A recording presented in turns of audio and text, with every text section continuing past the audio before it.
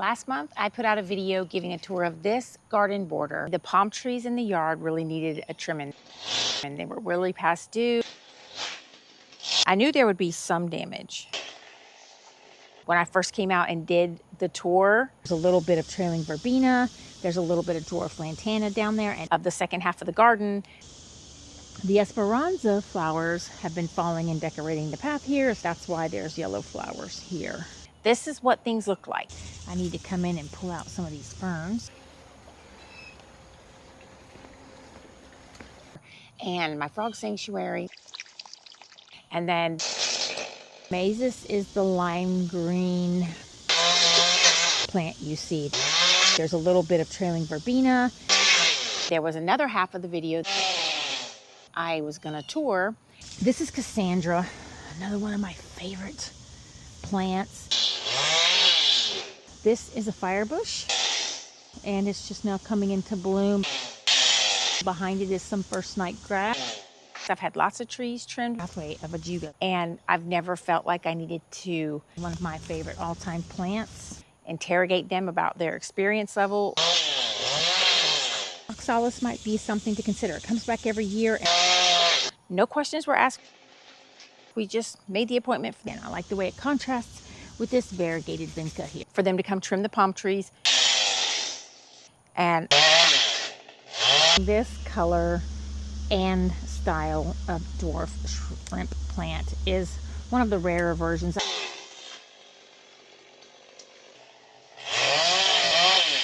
I've never seen it for sale. Recently put in some yopons. There's some native red salvia.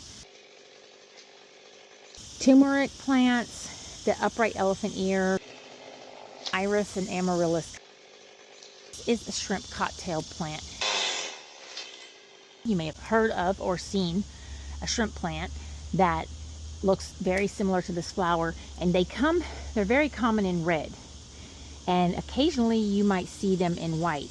And those versions of shrimp plants get like 4 to 5 feet tall and 4 to 5 feet wide in happy conditions.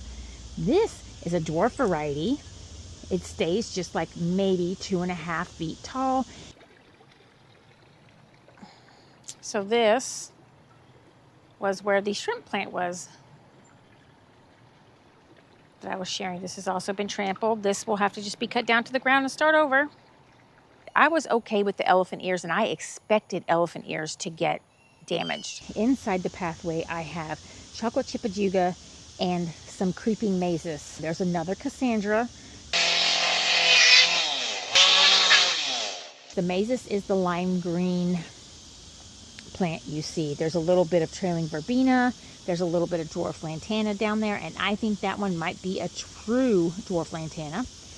I knew there would be some like damage. I just knew. I accepted like maybe, 10% of the plants in the surrounding area could get crushed. This patch of ajuga, I want to say, is definitely one of my favorite all-time plants.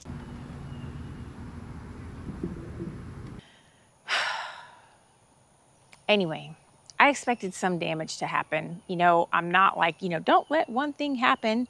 This is a firebush, and it's just now coming into bloom. Behind it is some first night grass. With just a couple flowers left. No stalks, no branches, no nothing. It's not even a bush anymore. It's just some sticks. Find plants naturalizing in your landscape or garden, then oxalis might be something to consider. It comes back every year, and I just love that purple color. And I shared this path, the way it contrasts with the rest, but zero maintenance. This doesn't get much water or anything. It's just goes off what Mother Nature provides. The irrigation over here has been very minimal.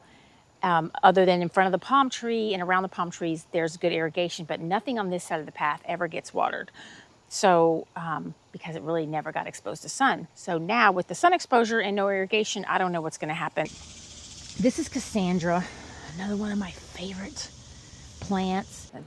There was a Cassandra right there with the bright orange flowers. That's where that was. It's gone. I just want to make sure that I share what I will do differently from now on.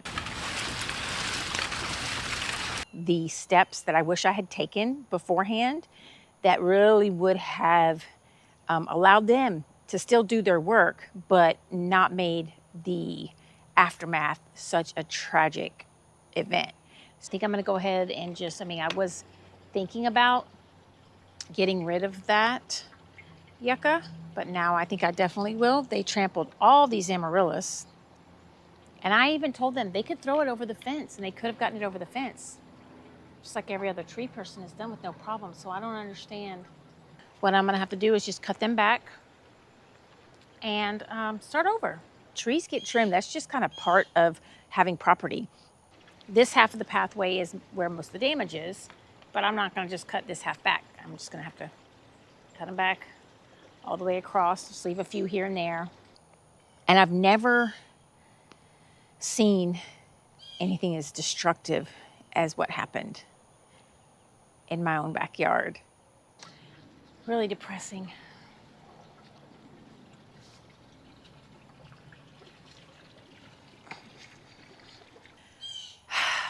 I don't know. I mean, part of me is blaming myself for not asking the right stuff before. But again, trees get trimmed at clients' gardens all the time, all year long, at different times. It's just never been an issue. But what I will say did not get demolished in the process is my bougainvillea.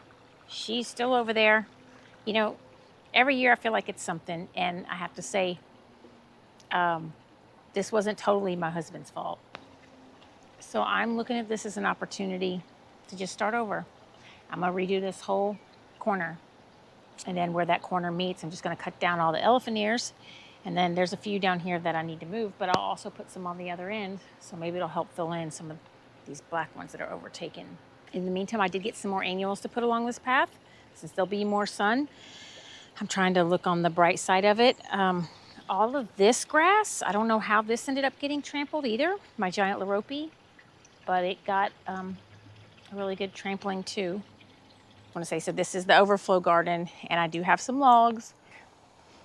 So the frog sanctuary, it's okay.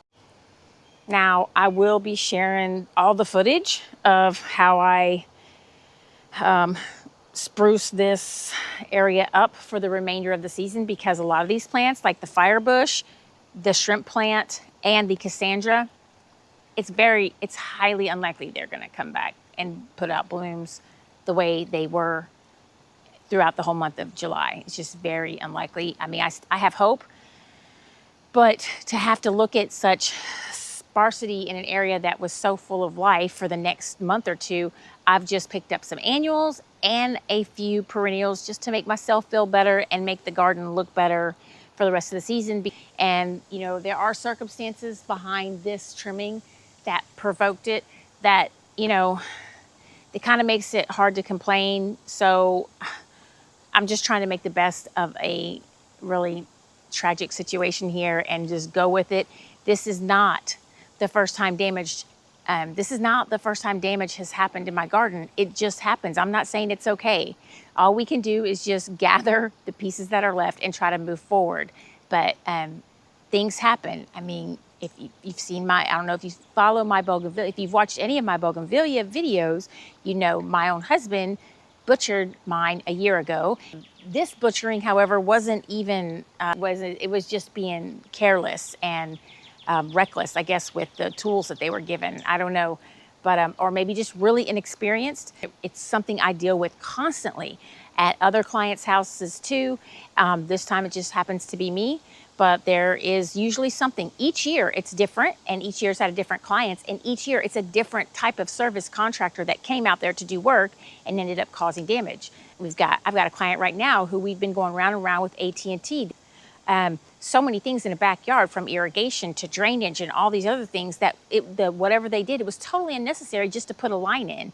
And you know, there's just, like I said, there's things that happen in every garden, and all we can do is try to move forward from the damage. You can complain, but nothing's going to give you back what you had, except, you know, some more sweat on your end, and it does suck. And, you know, everybody may want to handle this approach differently, but my energy has got to go into, I want the recovery on its way as quickly as possible. So in my situation, that comes down to just cutting a lot of these plants off and letting them start over and just dealing with the consequences. And my way for doing this right now is just tucking in some supplemental plants in the meantime. And I will be sharing the video of exactly how I handle that process to fill in these ugly gaps very soon. So I hope to see you again next time on Garden Beauty.